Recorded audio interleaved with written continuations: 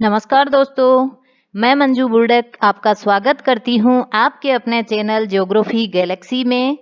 तो आइए हम पढ़ रहे थे भारत का भौगोलिक विभाजन, जिसको हमने 6 उप विभागों में बांटा था। उसमें से हमने 2 पिछले लेक्चर्स में कंप्लीट कर लिया। भारत का उत्तर पर्वतीय प्रदेश और विशाल मैदान हमने पढ़ लिया। आज हम जो पढ़ने वाले हैं वो टॉपिक है हमारा थार का मरुस्थल। देखिए, सबसे पहले आप इस नाम को जानो, क्या है मरुस्थल। तो मरुस्थल या रेगिस्तान ऐसे भौगोलिक क्षेत्र को कहा जाता है जिसमें वर्षा के रूप में, चाहे जल के रूप में हो या हिमपात के रूप में, अन्य क्षेत्रों के अपेक्षा बहुत ही कम पानी प्राप्त होता हो। ठीक है, मतलब शुष्कता बहुत ज्यादा हो, ये सबसे महत्वपूर्ण गुण होता है रेगिस्तान का। हालांकि बहुत बार हम इसको रेतीले से भी जानते हैं कि मरुस्थल यानी रेतीला भूभाग, ये बिल्कुल गलत है।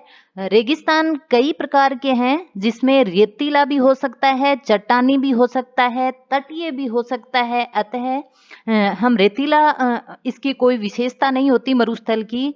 हालांकि भारत का जो मरुस्थल हम पढ़ेंगे, थार वाला मरुस्थल, ये रेतीला है। लेकिन विश्व में अगर देखे जाए तो चट्टानी मरुस्थल भी बहुत हैं, ठंडे मरुस्थल भी बहुत हैं। जो अपना वाला मरुस्थल है थार का, वो गर्म है, क्योंकि हम सब जानते हैं कि ये 35 डिग्री उत्तरी अक्षांश के लगभग भारत में अवस्थित है, तो ये गर्म है। लेकिन ठंडे मरुस्थलों में अगर हम बात करें अंटार्कटिक की, जो कि बर्फ से ढका हुआ प्रदेश है और विश्व का सबसे बड़ा मरुस्थल है, ठीक है, और बिल्कुल ठंडा यानी बर्फ से ढका पड़ा है। नंबर 2 अगर हम बात करें गोबी मरुस्थल की, जो कि चीन मंगोलिया में स्थित है, वो भी ठंडा मरुस्थल है। और आप जानते होंगे कि उसका जो अधिकतम भूभाग है वो चट्टानी है।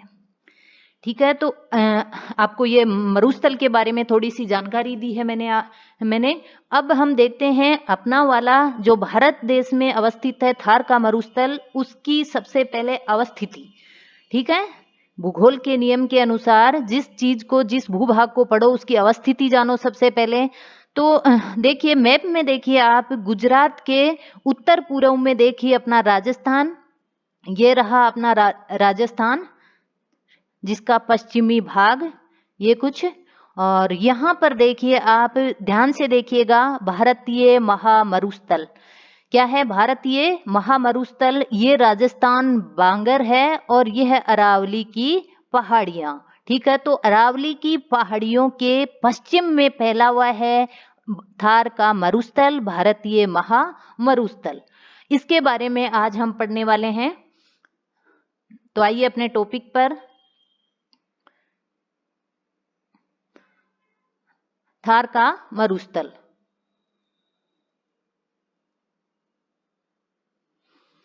थार का मरुस्थल पश्चिमी राजस्थान में विस्तृत है। ठीक है, कहाँ स्थित है? पश्चिमी राजस्थान की भी बात करें तो कहाँ? पश्चिमी राजस्थान में। आपको पता है कि राजस्थान में जो अरावली पर्वतमाला है, राजस्थान के ठीक दक्षिण पश्चिम से लेकर राजस्थान के ठीक उत्तर पूर्व में सीधी की सीधी ये खड़ी है। कौन?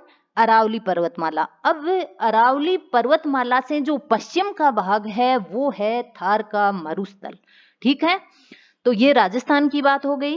आगे देखिए आप, भूगोलवेताओं ने इस प्रायद्वीपीय भारत के अध्ययन में, इसको भी भारत के प्रायद्वीपीय अध्ययन में सम्मिलित करते हैं। कुछ भूगोलवेता ऐसे हैं जो कि थार के मरुस्थल को कहाँ शामिल कर रहे हैं? प्रायद्वीपीय भारत में। क्यों? क्योंकि इस क्षेत्र की जो आधारभूत चट्टानें हैं, ठीक है, जो मूल जो चट्टानें हैं भूगर्भ में, वो दक्षिण के पठार का ही विस्तार है। ध्यान देना आप, यहाँ से बहुत बार क्वेश्चन आते हैं, आपको पता है, यहाँ से कॉन्सेप्ट क्लियर होना बहुत आवश्यक होता है। अगर आपकी कॉन्सेप्ट क्लियर होगी तो क्वेश्चन कैसे भी घुमा फिरा कर आ जाए, आप उसको टैकल कर लोगे। तो देखिए, कुछ भूगोलवेताओं का मानना है कि ये प्रायद्वीपीय भारत में ही शामिल है, क्योंकि यहाँ की जो मूल चट्टानें हैं वो कहाँ है, क्या है? वो है दक्षिण के पठार का विस्तार। ठीक है, और कुछ भूगोलवेता इसको विशाल मैदान के साथ बोलते हैं कि वो जो अपना विशाल मैदान है उसी की निरंतरता बनी हुई है, गंगा सतलज के मैदान के अंग के रूप में। ठीक है, भौतिक दृष्टि से इस क्षेत्र की अपनी विशिष्टता व समस्याएं हैं, अतः इसे एक अलग प्रदेश के रूप में सम्मिलित किया गया है। ठीक है, इसको अलग से क्यों रखा थार का मरुस्थल? हमने अभी पढ़ा कि कुछ भूगोलवेता तो इसको प्रायद्वीपीय पठार में शामिल कर रहे हैं, तो कुछ विशाल मैदान में। उसके बाद भी इसको एक अलग टॉपिक क्यों बनाया, अलग से अध्ययन क्यों किया जाता है, उसके लिए यहाँ बुक में दिया हुआ है कि इसे एक अलग प्रदेश इसलिए सम्मिलित किया गया है क्योंकि इसकी जो विशिष्टताएं और समस्याएं जो हैं इस भूभाग की, वो कुछ अलग विशेषताएं रखती है। ओके, नेक्स्ट, थार के मरुस्थल की उत्पत्ति कहाँ से हुई और कैसे हुई? बहुत इंपॉर्टेंट है, ध्यान रखिएगा आप और बहुत अच्छे से दिमाग में बिठा लो कि आखिर थार के मरुस्थल की उत्पत्ति हुई कैसे। ये तो आपके भी दिमाग में बहुत बार ऐसी मतलब आता होगा, ये क्वेश्चन बहुत बार ऐसी चीजें परेशान करती है हमें कि आखिर ये और ये चीज है जो कैसे बनी, कैसे उत्पत्ति हुई। तो ध्यान दीजिएगा, थार के मरुस्थल की उत्पत्ति के संबंध में मत विभिन्नताएं हैं। ध्यान रखना, एक मत नहीं है कि इसकी उत्पत्ति आखिर ऐसे ऐसे हुई, अभी कोई इसका एक मत पर सहमति नहीं है, जबकि मतों में विभिन्नताएं हैं, भिन्नताएं हैं। तो आगे आइए, कुछ विद्वान तो क्या कह रहे हैं कि बालू की उपस्थिति स्थानीय चट्टानों के विघटन से मानते हैं। क्या कह रहे हैं कुछ विद्वान कि यहाँ पर जो चट्टानें हैं, बहुत दिनों से जो चट्टानें पड़ी है भूगर्भ में, उनका आखिर धीरे धीरे जो विघटन हुआ है, उसकी जो टूटन प्रक्रिया हुई है, उससे ये बालू बन गई। ठीक है, कुछ विद्वानों का तो ये कहना है। और किंतु धरातलीय चट्टानों के प्राथमिक अपरदन के लक्षण जलीय प्रभाव का दर्शन कराते हैं। ध्यान रखना, कुछ विद्वानों ने हालांकि ये माना है कि यहाँ की जो चट्टानें हैं उन्हीं से बालू का निर्माण हुआ है, बट आगे देखिए आप, यहाँ की जो चट्टानें हैं वो प्राथमिक अपरदन के लक्षण जलीय प्रभाव दिखा रहे हैं। क्या दिखा रहे हैं कि कभी न कभी ये चट्टानें थी वो जल में डूबी हुई थी, इनके पास जल था। ये भी प्राथमिक कारण बता रही है यहाँ की चट्टानें। ठीक है, आगे बढ़िए। अतः कुछ विद्वानों का मत है कि इस क्षेत्र का जलवायु पहले आर्द्र था, किंतु कालांतर में यहाँ शुष्कता बढ़ती गई और ये क्षेत्र शुष्क मरुस्थल बन गया। ठीक है, पढ़ा आपने ध्यान से कि कुछ विद्वान तो कह रहे हैं कि यहाँ की चट्टानों से आखिर ये बालू बन गई, लेकिन अगर ध्यान दें तो धरातलीय चट्टानों का प्राथमिक जो कारण, जो लक्षण दिख रहा है, वो दिख रहा है कि ये चट्टानें कभी न कभी जलीय प्रभाव में रही थी। अतः कुछ विद्वान इसको ये भी मान रहे हैं कि यहाँ जलवायु पहले कभी आर्द्र थी, ठीक है, पानी था यहाँ, लेकिन धीरे धीरे कालांतर में यहाँ शुष्कता बढ़ती गई और यह क्षेत्र एक शुष्क मरुस्थल का रूप बन गया। बात करें अगर हम जैसलमेर जिले की, तो जैसलमेर के निकट आकल में वुड फॉसिल्स पार्क इसका प्रमाण है। ध्यान रखना, इंपॉर्टेंट है, ये बहुत बार क्वेश्चन आया है यहाँ से, बहुत बार, वेरी इंपॉर्टेंट है। आखिर इसकी लोकेशन की जो वुड फॉसिल्स पार्क है वो है कहाँ? ठीक है, तो कहाँ है? जैसलमेर में है। और क्या प्रमाण है, किस चीज का प्रमाण है? यह है कि कभी न कभी यहाँ आर्द्रता थी और उसके बाद में धीरे धीरे ये स्थान शुष्क हुआ है। इस चीज का प्रमाण कौन है? वुड फॉसिल्स पार्क, जो कि कहाँ अवस्थित है? आकल, जैसलमेर में। यहाँ करोड़ों वर्षों पहले विशाल वृक्षों के अवशेष मिट्टी में दबे हुए मिले हैं।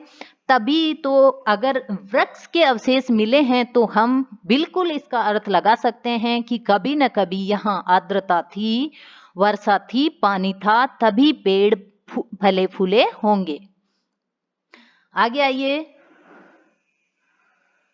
भूगर्भ शास्त्रियों का मत यह भी है कि इस क्षेत्र में पहले एक बहुत ही उपजाऊ भाग था, क्योंकि यहाँ बड़ी बड़ी नदियां बहती थी, किंतु भूगर्भिक हलचलों के कारण, जानते हो भूगर्भिक हलचल, ज्वालामुखी, भूकंप, भूभाग का ऊंचा उठना, नीचे धंसना, ठीक है, ये होती है भूगर्भिक हलचल। तो कुछ भूगर्भिक हलचलें हुई यहाँ, और जो बड़ी बड़ी नदियां बह रही थी वो दोनों तरफ खिसक गई। ये वाला स्थान थोड़ा ऊंचा उठ गया और दोनों तरफ किधर, कुछ नदियां तो सिंधु नदी में जाकर मिल गई। आपको पता ही है कि राजस्थान का ये जो मरुस्थली भाग है, यहाँ से यहाँ की बात कर रहे हैं हम, इस मरुस्थल की बात कर रहे हैं, तो यहाँ पर जो नदियां थी, ये अगर भाग ऊंचा उठ गया तो यहाँ वाली जो नदियां हैं कुछ तो सिंधु नदी में मिल गई जो कि अरब सागर में जाती है, और कुछ नदियां ये गंगा और यमुना में मिल गई, क्योंकि ये नदियां बंगाल की खाड़ी की तरफ जाती है।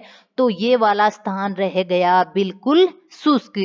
तो कुछ भूगोलवेताओं का क्या मानना है कि यह वाला स्थान कुछ भूगर्भिक हलचलों के कारण, ऊपर उठ जाने के कारण जल प्रवाह जो था वो गंगा या फिर सिंधु में मिल गया और उससे यहाँ शुष्कता बढ़ गई। अब आगे आइए आप, एक भूगोलवेता का नाम दिया हुआ है, ध्यान में रखना, लाटुस, नया नाम ही है लाटुस, ध्यान में रखना। क्या कह रहे हैं लाटुस, ये कह रहे हैं कि पश्चिमी राजस्थान में जो बालू की उपलब्धि के विषय में इन्होंने ये बताया है कि ये मिट्टी यहाँ प्रचलित दक्षिणी पश्चिमी झंझावतों द्वारा लाई गई है। अब लाटूस महोदय क्या कह गए, इनकी सुनो। ये कह रहे हैं कि भाई साहब ये जो बालू मिट्टी यहाँ आई है ना राजस्थान में, ये तो यहाँ पर प्रचलित, मतलब यहाँ जो सदा से जो झंझावत चलते रहते हैं, दक्षिण पश्चिम से आने वाले आंधी तूफान चलते रहते हैं, उनके द्वारा लाकर बिछाई गई है। क्वेश्चन बन सकता है यहाँ से क्या कि प्रचलित जो दक्षिण पश्चिमी झंझावतों से के द्वारा लाई गई मिट्टी के द्वारा राजस्थान के मरुस्थल का निर्माण बताने वाले भूगोलवेता कौन थे, लाटूस या फिर लाटूस का मत पूछ लेंगे, 3-4 मत डाल देंगे, आपको ये वाला अलग करना है, तो ध्यान देना, याद रखना इसको। आगे आइए, पश्चिमी राजस्थान के अधिकांश भागों में इनका कहना है कि ये जमा हो गई और जलवायु की शुष्कता इस क्षेत्र को मरुस्थली रूप देने में सबसे प्रभावशाली कारक बन गई। यह है अपना कुछ थार के मरुस्थल की उत्पत्ति के बारे में थोड़ा सा बेस, ठीक है। तो अब शायद आपको थोड़ा आइडिया बन गया होगा कि आखिर जो राजस्थान का जो मरुस्थल है, थार का जो मरुस्थल है, उसकी उत्पत्ति हुई कैसे, ठीक है। आगे आइए, अब देखिए भौगोलिक विशेषताएं क्या हैं इस क्षेत्र की। भौगोलिक विशेषताएं, तो यह मरुस्थल अरावली पर्वत के पश्चिम और उत्तर पश्चिम में सिंधु के मैदान तक विस्तृत है। सबसे पहले आप इसका विस्तार देखिए, विस्तार में क्या कह रहा है कि अरावली जो पर्वत है उसका पश्चिम से लेकर उत्तर पश्चिम, समझ में आ गया आपको, उत्तर पश्चिम में कहां तक, सिंधु के मैदान तक। अभी मैंने आपको बना के बताया था कि ये देखिए, ये जो अपना ये मान लो ये राजस्थान है, तो यहां पर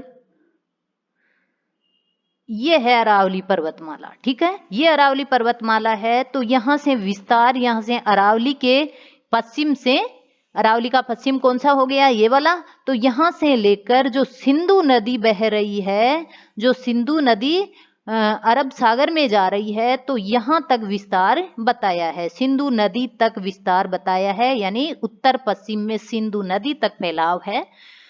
आगे, भारत और पाकिस्तान के बीच जो अंतर्राष्ट्रीय सीमा बन रही है वो इसी क्षेत्र से होकर गुजरती है। ये तो आप जानते ही होंगे कि जो मरुस्थल है उसी से होकर, थार के मरुस्थल से ही होकर भारत और पाकिस्तान के बीच की सीमा बन रही है। थार का मरुस्थल एक निम्न भूमि, ध्यान रखना ऐसे शब्दों का आप, निम्न भूमि का प्रदेश है। समझ गए होंगे आप क्या होती है निम्न भूमि। आपको पता है कि भूभागों को भी हम 4 भागों में बांटते हैं, मैदान, पठार, पहाड़ और पर्वत, सबसे ऊंचे पर्वत और सबसे नीचे या निम्न भूमि मैदान। तो मैदान यानी 500 मीटर तक जो ऊंचाई रखते हैं उन भूभागों को हम मैदान कहते हैं। और यहाँ क्या बताया गया है, देखिए कि 150 से 380 मीटर तक ऊंचा है। ये 150 से लेकर 380 मीटर तक ऊंचाई है किसकी, थार के मरुस्थल की, क्योंकि यह एक निम्न भूमि है। अगर हम लंबाई चौड़ाई की बात करें, ध्यान रखना यहाँ से भी क्वेश्चन बहुत बार पूछा गया है आपको, बहुत बार। आजकल सीधे सीधे क्वेश्चन उठाना तो पैटर्न ही चेंज हो गया, वो तो गई बातें, ठीक है। अब तो बिल्कुल यहाँ से खोजेंगे एक एक पॉइंट, 640, 650 ऐसे क्वेश्चन में ऑप्शन आएंगे आपको अलग करने हैं। तो 640 किलोमीटर तो है इसकी लंबाई, ठीक है, और 160 किलोमीटर इसकी चौड़ाई है। तेज हवाएं बालूका स्तूपों और रेत के टीलों का निर्माण करती है। आप जानते होंगे टीले तो अच्छी तरह से, तो इन टीलों का जो निर्माण है, टीले यानी मिट्टी का, बालू मिट्टी का ढेर, तो इन ढेरों का, इन टीलों का जो निर्माण है वो कौन कर रही है, यहाँ पर बहने वाली तेज हवाएं, ठीक है। नेक्स्ट, ये टीले स्थानांतरित होते हैं। स्थानांतरित मतलब स्थान बदलने वाले, ये खिसकते हैं आगे की आगे से आगे अपना स्थान बदलते रहते हैं, मतलब ये पूर्व की ओर लगातार बढ़ते आ रहे हैं। अगर मैं इस मैप पर जाऊं तो देखिए, आप इस डायग्राम से देखिए, अपना ये जो राजस्थान है कहाँ है, ये बिल्कुल इंडिया में, ये कहाँ है, इंडिया के उत्तर पश्चिम में। तो अगर थार का मरुस्थल फैलेगा इंडिया में तो किस तरफ बढ़ेगा, ये पूर्व की तरफ। किस तरफ बढ़ेगा, पूर्व की तरफ। तो ये टीले स्थानांतरित तो रहते हैं और पूर्व की तरह लगातार बढ़ रहे हैं।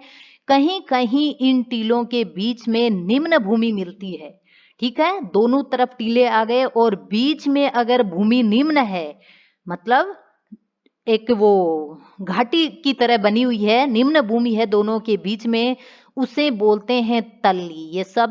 ये शब्द बहुत इंपॉर्टेंट है, याद रखना। तल्ली क्या है, इतना सा ही क्वेश्चन आपको कंफ्यूज कर देगा। तल्ली क्या है, तो दो टीलों के बीच की जो निम्न भूमि है उसको बोला जाता है तल्ली। और वर्षा का जल अगर उस तलियों में भर जाए तो अस्थायी झीलें बन जाती है और उसको बोल देते हैं टाट, ठीक है। ढांडिया रन, क्या बोलेंगे उसको, ढांडिया रन बोल देते हैं। किनको, जब तलियां होती है दो टीलों के मध्य में जो निम्न भाग होता है उसको तली। तली में अगर बारिश के मौसम में कुछ पानी इकट्ठा हो जाए तो उसको बोलते हैं हम अस्थायी झीलें। और उन्हीं अस्थायी झीलों को वहां की स्थानीय भाषा में क्या बोला जाता है, ढांडिया रन बोला जाता है। तो ठीक है, आगे ये सांभर कौन कौन सी झीलें हैं, देखिए एग्जाम्पल देखना। सांभर, लूणकरणसर, डीडवाना, पचभद्रा आदि खारे पानी की मुख्य झीलें यहाँ की प्रसिद्ध है। ये जो ढांडिया रन है, ये अगर इनका उदाहरण देखें तो जो अपनी राजस्थान की ये खारे पानी वाली झीलें हैं, सांभर, लूणकरणसर, डीडवाना, पचभद्रा, ये तो वहाँ के जो स्थान है उन स्थानों पर नाम पड़े हैं इनके। ये स्थान है सब, सांभर, लूणकरणसर, डीडवाना, पचभद्रा स्थान विशेष है। उन स्थान विशेष के आधार पर इन रनों को क्या बोल दिया गया, इन झीलों का नाम दे दिया गया, जो कि खारे पानी की मुख्य झीलें हैं और इसमें नमक तैयार होता है, ये हम जानते ही हैं। आगे, पवनों द्वारा बालू का स्तूपों के स्थानांतरण और बालू के उड़ने से ऐसा अनुमान लगाया जाता है कि थार का मरुस्थल प्रति वर्ष 1 किलोमीटर, काम की बात है ये, ध्यान में रखना, प्रति वर्ष, प्रत्येक वर्ष कितना बढ़ जाता है आगे, 1 किलोमीटर। कितना, 1 किलोमीटर। और कितने टाइम में, प्रत्येक एक वर्ष में 1 किलोमीटर किस तरफ गति कर रहा है, पूर्व की तरफ, पूर्व की तरफ बढ़ रहा है। इसके प्रसार को रोकने के लिए वृक्षों की पंक्तियां लगाई गई है, अर्ध मरुस्थली वनस्पति उगाई गई है और केंद्रीय मरु क्षेत्र अनुसंधान संस्थान, आपको ध्यान में रखना है। काजरी कहाँ है, काजरी जोधपुर में है, केंद्रीय मरु क्षेत्र अनुसंधान जो संस्थान है, इसके द्वारा बहुत सारे उपाय किए जा रहे हैं कि मरुस्थल पूर्व की ओर बढ़ने से रुके। ठीक है, आगे आइए। इंदिरा गांधी नहर के भी पूरा हो जाने से यहाँ प्राप्त सिंचाई की सुविधाएं मिली है और मरुस्थल की काया पलट हो गई, यानी बिल्कुल ही चेंज हो गया। वहाँ मिट्टी की जगह अब हरियाली दिखने लग गई। इस नहर का निर्माण कार्य इसी संभावना का लाभ उठाने के लिए पूर्णता की ओर धीरे धीरे आगे बढ़ रहा है। अब देखिए, कुछ थार के मरुस्थल के महत्व हैं, वो भी जानना जरूरी है हमारे लिए, तो हम पढ़ेंगे। सबसे पहले नंबर 1, ग्रीष्म ऋतु में अत्यधिक गर्म हो जाने पर यहाँ पर गहन निम्न दाब बन जाता है, जो कि दक्षिणी पश्चिमी मानसून को तीव्रता से आकर्षित करता है। बहुत ज्यादा इंपॉर्टेंट है। अगर इन महत्वों की बात करें तो सबसे ज्यादा जो इंपॉर्टेंट है मैं इसी को बताऊंगी, ध्यान में रखना। क्या कह रही है ये लाइनें? ये कह रही है कि जो गर्मी की ऋतु आती है, अभी जस्ट जो निकली है ग्रीष्म ऋतु, उसमें क्या है कि ये वाला स्थान है, अपना थार वाला जो स्थान है, ये बहुत ज्यादा गर्म हो जाता है। आपको पता होगा कि जितना ज्यादा तापमान हुआ वायु दाब उतना ही न्यून हो जाता है। तो यहाँ बहुत ज्यादा तापमान होने से निम्न वायु दाब बन जाता है और निम्न वायु दाब उच्च वायु दाब की ओर से आने वाली हवाओं को आकर्षित करता है। ठीक है, तो दक्षिणी पश्चिमी मानसून जो अरब सागर से आ रहा है, उसको ये बहुत तीव्रता से आकर्षित करता है। ये इसका इम्पोर्टेंस है, जो कि बहुत ज्यादा इम्पोर्टेंट है अपने देश के लिए। यहाँ से कम वर्षा वाले क्षेत्रों के चारागाहों में भी थोड़ा पशुपालन भी किया जाता है। और आगे आइए, यहाँ खनिज भी पाए जाते हैं। कौन से? देखिए, अभ्रक, जिप्सम, एस्बेस्टोस, कोयला, तांबा, घिया पत्थर, संगमरमर, इमारती पत्थर, रॉक फॉस्फेट, फेल्सपार, खनिज तेल और प्राकृतिक गैस आदि मुख्य है। खनिजों में धनी हैं हम। राजस्थान में रहने वाले थार के मरुस्थल में बहुत सारे खनिज लगातार नए नए संभावनाएं पैदा कर रहे हैं और प्राप्त हो रहे हैं हमें। जैसा कि आप देख रहे होंगे कि खनिज तेल और प्राकृतिक गैस ने जो पश्चिमी एरिया है बाड़मेर जैसलमेर का, उसको आबाद बना दिया है। और भी ये जो खनिजों के नाम दिए गए हैं, ये खनिज सारे हैं राजस्थान में। तो राजस्थान का जो मरु प्रदेश है, ये खनिजों के लिए भी आबाद है। ये भी इसका बहुत बड़ा महत्व है। और यहाँ पर जल मिट्टियाँ उपजाऊ है। मिट्टी कौन सी है? यहाँ उपजाऊ है। तो कभी जब जल की उपलब्धि होती है तो कृषि की विकास की संभावनाएं भी बनती है और यहाँ पर्यटकों का आकर्षण भी रहता है। जैसलमेर में भरने वाला वार्षिक मरु मेला इसकी पुष्टि करता है। इस मेले को यहाँ मेंशन किया गया है, विशेष रूप से इम्पोर्टेंट बन जाता है। ध्यान में रखना, जैसलमेर में भरा जाता है मरु मेला, जो कि जस्ट अगर 2021 की हम बात करें तो अभी ये 24 से 27 फरवरी के बीच भरा गया था। जैसलमेर में भरा जाता है मरु मेला। अगर बात करें थार महोत्सव की, थार मेले की, तो वो भरा जाता है बाड़मेर में। बाड़मेर में कब? अक्टूबर में। और बीकानेर की हम बात करें तो बीकानेर में भरा जाता है ऊंट महोत्सव, जो कि जनवरी में भरा जाता है। तो ध्यान रखना, इन 2-3 में कंफ्यूज हो जाते हैं क्योंकि ये प्रत्येक जिला दे देंगे हमें एग्जाम में। आपको थार का मरुस्थल दे दिया या फिर ये वाला तो बहुत इंपॉर्टेंट बन जाता है। इसमें आपको मरु मेला देकर जैसलमेर और बाड़मेर और जोधपुर बीकानेर ऑप्शन में दे देगा और कंफ्यूज कर देगा आपको कि मरु मेला बाड़मेर में है या फिर जैसलमेर में, और हम माइनस मार्किंग में जाने की संभावनाएं बन जाती है। इसलिए ध्यान में रखना, जैसलमेर का मेला, मरु मेला कहाँ है? जैसलमेर में। थार का मेला कहाँ? बाड़मेर में। ऊंट महोत्सव बीकानेर में। याद रखना, पाकिस्तान के साथ सीमा पर स्थित होने के कारण इसका सुरक्षात्मक महत्व भी है। ठीक है, ये वाला जो एरिया है ये पाकिस्तान के साथ सीमा बना रहा है, सीमा पर स्थित है, इसलिए हमारे लिए सुरक्षा भी पैदा कर रहा है। तो ठीक है, ये हो गया हमारा थार का मरुस्थल, जिसको हमने बहुत अच्छे से पढ़ा है। मोटा मोटी सारा देख लिया हमने, बहुत काम की चीजें हैं। आप इसको 1-2 बार जरूर सुने और ध्यान दीजिएगा। आप इस चैनल को प्लीज़ सब्सक्राइब कीजिए, लाइक कीजिए और शेयर कीजिए। आप जितना ज़्यादा लोग जुड़ोगे, जितने ज़्यादा दोस्तों को आप जोड़ोगे, उतना ही मेरा मनोबल ज़्यादा बढ़ता जाएगा और मैं आपको और अच्छा देने की कोशिश करूँगी। तो ठीक है, आज इतना ही। कल के लेक्चर में दक्षिण के पठार को पढ़ेंगे। तो ठीक है, कल फिर मिलते हैं। धन्यवाद।